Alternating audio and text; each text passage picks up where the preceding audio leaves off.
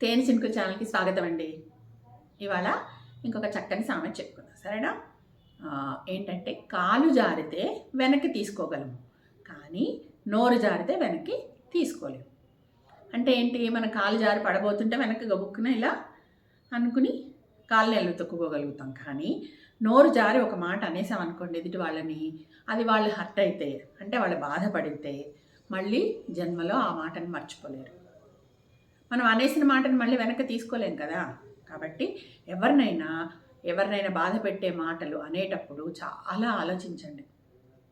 బాధ పెట్టే మాటలు మాట్లాడకూడదు.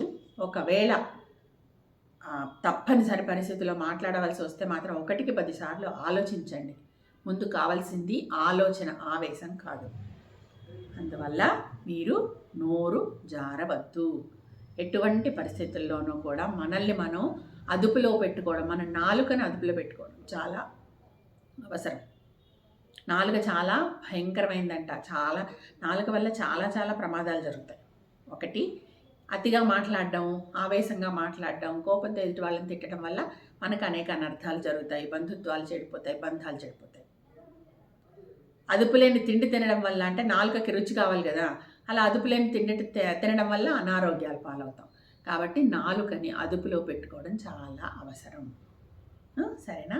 దీన్ని ఇంగ్లీష్లో ఏమంటారు అంటే, if you slipped hour leg we can taken back, but if you slip the tongue we cannot taken back. అర్థమైంది కదా?